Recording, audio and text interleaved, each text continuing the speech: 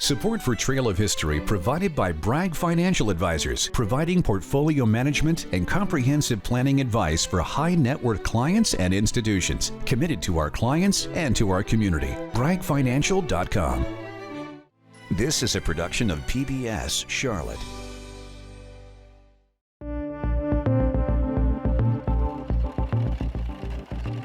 Over the past 150 years, Charlotte has transformed from a dusty southern town rooted in cotton and textiles to a corporate and financial epicenter. Today, towering skyscrapers shimmer in the sun, and the traffic flows on modern interstates. But the price paid by some for the Queen City's growth was high. Coming up, learn how Charlotte's leaders set urban renewal in motion, then meet former residents of Charlotte's Brooklyn and Greenville neighborhoods impacted by the program, and hear from historians and archivists working to bring untold stories to the digital realm through apps and websites. All of that and more on Trail of History.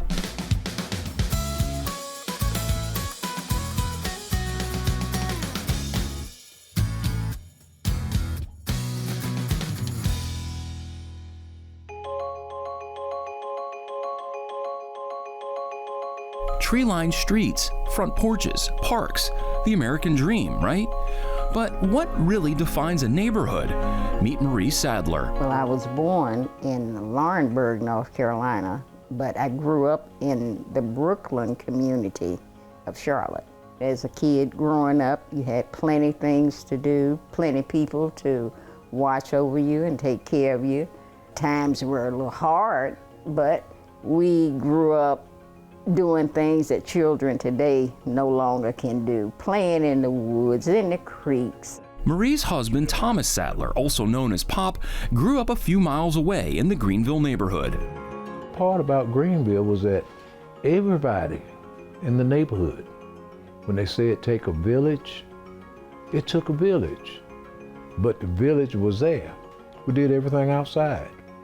You couldn't stay in the house. Your parents made you get out. Times back then were different. My wife made a quote once. She said, we were poor, but we didn't know it. Because the neighborhood had such a happy and fulfilling spirit that we didn't have time to think about what was missing, because in our opinion, we weren't missing anything. But to hear Pop describe the home he lived in, life wasn't all roses. Where we lived, it was, we had a wood stove, wood burning stove. Most of the folks rented, and we had absentee landlords that did not look after the property. Some of them had cracks in the walls that you could see out.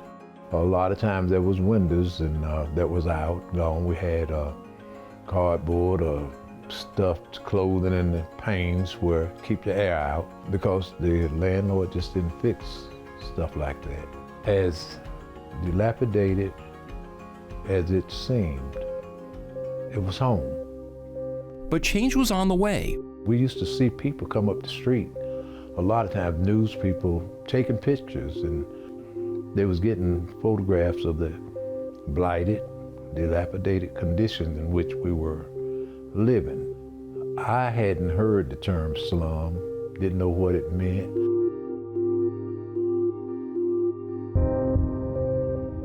Blighted, slums, crime-ridden, words used across the nation and here in Charlotte to justify demolishing homes and businesses to make way for massive civic projects such as parks, government buildings, roads, and interstates throughout the 1950s, 60s, and 70s. Often many cities had at their center, as Charlotte did, older communities that had been neglected. With World War II in the rearview mirror, cities across the United States experienced unprecedented growth. Many Americans were optimistic about the future. During this period, the concept of urban renewal was introduced to the nation. Urban renewal is a program that was started by the federal government with the concept that federal money could be used to clear out what was called slum housing in city centers and ideally do things that would then improve both the lives of the people who had been living in those houses and then also the cities. The promise of federal money was too alluring for city leaders. Urban renewal became an attractive concept. And it ramps up in the 50s, and Charlotte, the city council votes to accept money and begin a project in January of 1960. For the city of Charlotte to qualify for the federal money, projects had to meet certain criteria. You had to identify areas that were majority blighted. Leadership here stepped in and they started in Second Ward. Second Ward, also known as the Brooklyn neighborhood by those calling it home at the time, was predominantly African American. Essentially what happened, just to sum it up very briefly, a large chunk of Charlotte was bulldozed. And the people who lived there, who were predominantly African American, who had communities there, many of whom didn't live in the best of houses, but who had significant social ties and community that they had built up during the years of segregation. And that was essentially wiped away. Nationally and locally, urban renewal efforts coincided with the civil rights movement. On the outside, city leaders made promises to African American communities being displaced by urban renewal, many of which welcomed the promise of a better life. Many African Americans, particularly leaders, they wanted to see urban renewal, and that's what a lot of people don't understand. African Americans were for a program that promised to clean up a community. And as you said, renewal, we think about something that is going to refurbish and bring about a new community. One of the things that Kelly Alexander was trying to push city leaders to do was to promise that they would provide more housing, new places to live for these African Americans who were being displaced. But that didn't happen. And to talk about the promises, I mean, there's this very ceremonial moment in 1961 where Mayor Brookshire takes a sledgehammer and whacks the porch of a dilapidated house and says, "No one will ever have to live in a house like this again." And that promise does not come true. Along with those broken promises, historians suggest urban renewal may have been used to break up black communities and hamper the civil rights movement, just as it was gaining steam. It really fractured the community. Some scholars suggest that this was by design, because if you look at the 1940s, 50s, and 60s, this is the time when African Americans are organizing. This is an incredible time in Charlotte. Less than a month after the City Council votes to start this urban renewal project, Johnson C. Smith students come down the hill to the center city to start the sit-ins. Then 2 months later, there's a new project unveiled, which is the highway plan for Charlotte, which is all the 77 and the Brookshire and the Belk and where all those highways are going to go, which happen to be right through African American communities. If you break these communities up, it'll be harder to organize. With the NAACP here in Charlotte, its best years were between the 1940 to around the mid-1950s. And then that's when you see urban renewal. For the Sadlers, though, the term urban renewal still, to this day, triggers negative memories. When I hear the word urban renewal now, I think about bulldozers. That's the first picture that comes to my mind is bulldozers, and I feel a sense of sadness. One particular day was the hardest. It was the day Pop Sadler had to move his mother from her home in the Greenville neighborhood. They had the bulldozer sitting at her house. She refused to go. He had to physically go get her, move her out of the house, and this is where she grew up. This is the only place that she knew, and she didn't want to leave it. We tried several times to prepare her for leaving. She was mad as everything because we had moved her to a new place. This is not my home. You take me out of this house and set me in somebody else's house. You put me in somebody else's history. What about mine? You have this broken social fabric and you have tremendous mistrust because there were promises, well, you know, there'll be something better, and then there really wasn't. The truth is, a lot of people left Greenville and they died of broken hearts because their whole way of life had changed. You had a better house, you had, you know, a nicer house, but you didn't have that community support, you didn't have your friends, the store that you used to go to, and Lord knows the relationships you had built over time with people, and you're here now in a new neighborhood, you know, where people are more concerned about the house than they are the people that's living in it. And I don't think it took a rocket scientist to figure out that, you know, this was just not right. Decades have passed since the bulldozers knocked down the houses, apartments, and stores that made up these communities. Now those were major, major sacrifices. People, you know, gave up their homes so that, you know, you could have a freeway. It's one of those things that you would come back and you look around and wonder what life would have been like. One can argue that Charlotte as a whole benefited from the projects that followed, such as the parks, civic buildings, and freeways. But Pam says there are bigger lessons to be learned. I just think it's so important continually when in a city people think of something that seems like a good idea to really look closely at everybody that it's going to affect and really do that community work to really know what's going on and to not assume that a rising tide is going to lift all boats, that, oh, well, this will be good for our city, it'll make us look good, that means there'll be more growth, and that will be good for everybody, but it's not. I think the major damage is, you know, breaking up these business districts. And if we think about a lot of the conversations that we have today about economic mobility, economic inequality, and just the loss of those, the visible loss more than anything, whereas African Americans, young African Americans who may not have been from well-to-do families, they could be in a neighborhood and see people who look like them doing well. They could walk out in their neighborhoods and see doctors, lawyers, all living in the same block as a person who was a custodian. When I think about urban renewal, I wonder why was it necessary to renew or remake something, especially here in our neighborhood, instead of improving on what we already had.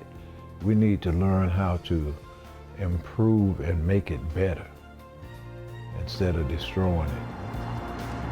While there's no way to turn back time, the Sadlers and others are working to make sure the full story of urban renewal is shared. Pop and Maria are currently working to build a small park here in the Greenville neighborhood. Greenville meant a lot to a lot of people.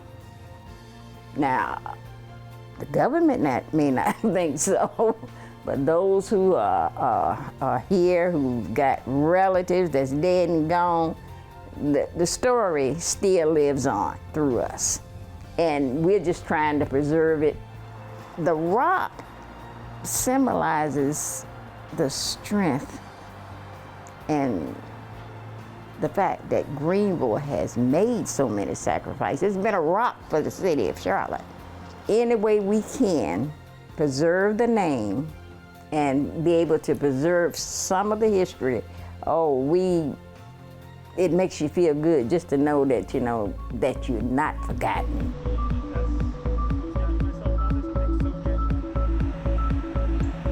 The Sadlers aren't the only ones in Charlotte working to share the complete story of urban renewal. At Johnson C. Smith University, 2 researchers are working to turn a treasure trove of city documents, maps, and images into an online repository. We were given a generous gift of some documents and maps from the Charlotte-Mecklenburg Planning Commission. And these were the documents that they used when they were, and the maps they created when they were doing urban renewal in the 60s and 70s. I knew it was amazing material that no one really ever seen before, because these are huge maps, and these maps show, you know, the areas that were under urban renewal. There's 5 zones in Brooklyn, there's Greenville, There's downtown Charlotte, 1st Ward, 3rd Ward. All these streets are gone. Brown Street, Short Street, Freetown, Congo Street, Stanton Street, Liberia, Kansas Street. These streets don't exist anymore. And these were the maps that showed 3 different levels of projects that they did. There's a map level that shows all the structures that were there, and there's a map that shows what it looked like when those structures were all torn down. And there's the proposed plan, where they put the government center and Marshall Park. The maps help you visualize the numbers truly impacted by urban renewal. There were about 17,000 African Americans living in these neighborhoods, and in particular, what we now call Uptown Charlotte before urban renewal, and there's about 2,000 afterwards. Lost their homes, lost their schools, lost their neighborhoods, lost their wealth in some cases. Brandon Lunsford and Dr. Tekla Ali Johnson received grants from the National Park Service, the Knight Foundation, and the National Archives to catalog and digitize the collection of maps and papers. The plan is to combine the collection with oral histories from former residents, then make it all available through a virtual reality experience and online database.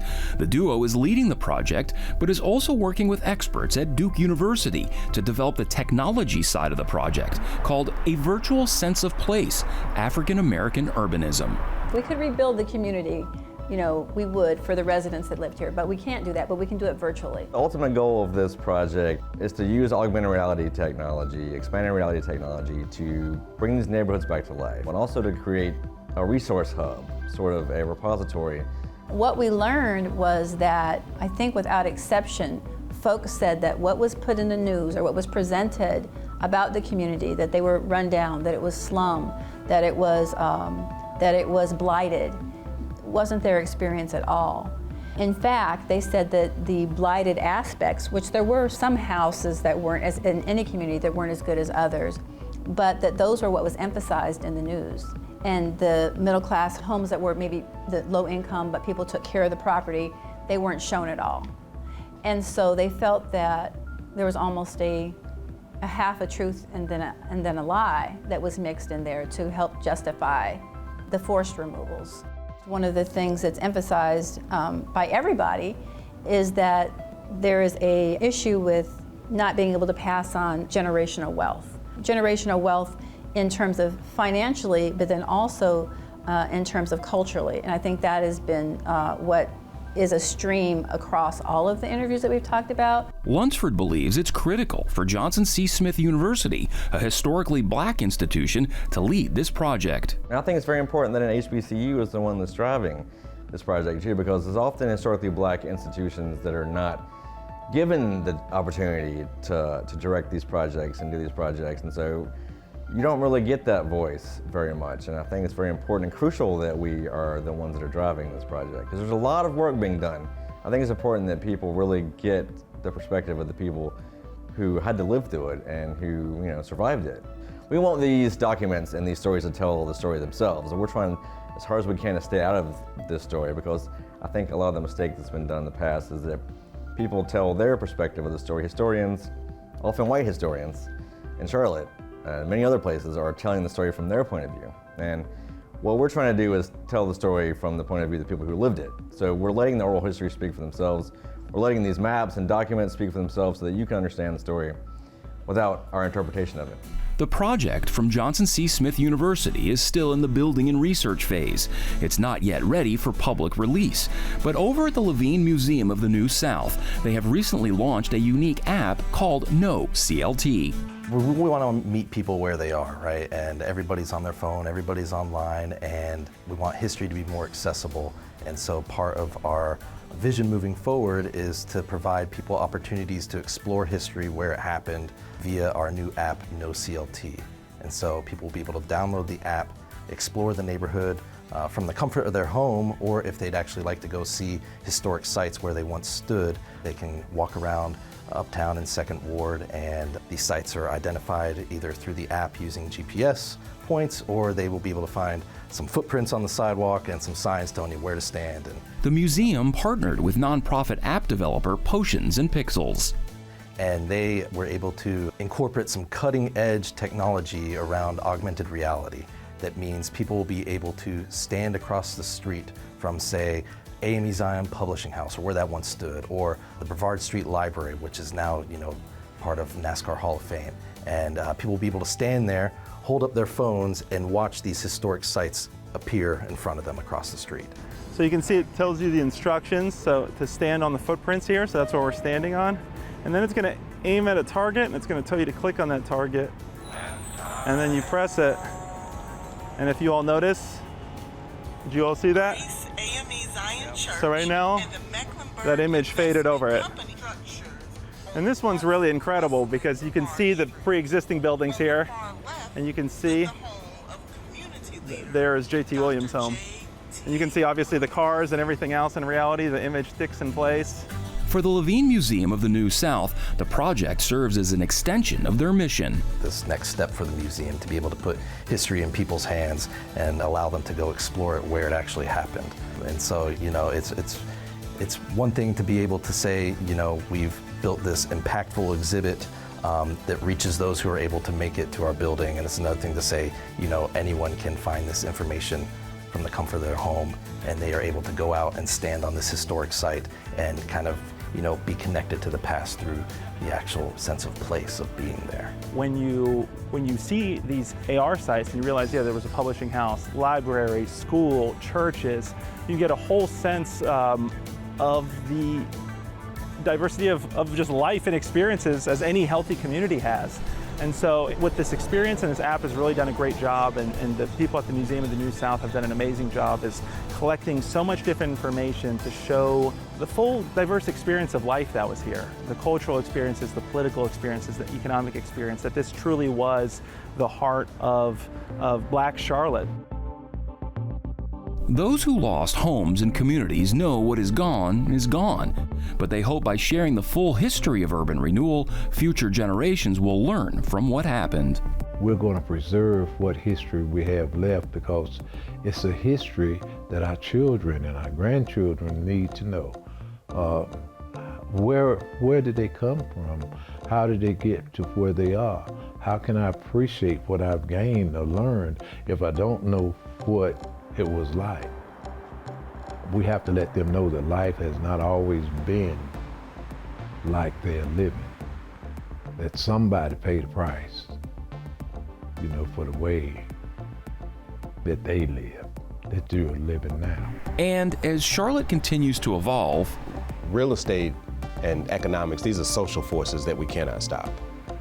These things are going to continue to happen. Gentrification is going to continue to happen. But as people move into these places, there's a misconception that we're moving into these places because people could not take care of them. We're coming here to save these communities in many ways. And so I always tell people that, when you move into these communities, they have a history. And it would behoove everyone who moves into a community to try to understand how that community developed.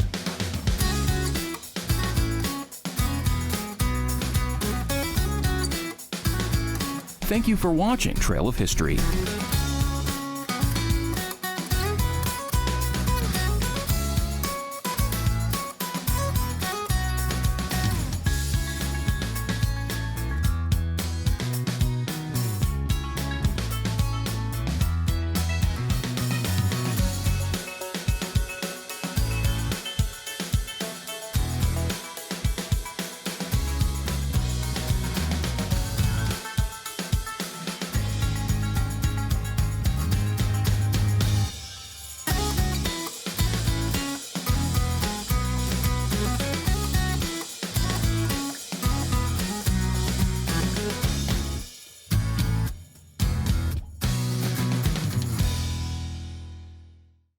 A production of PBS Charlotte.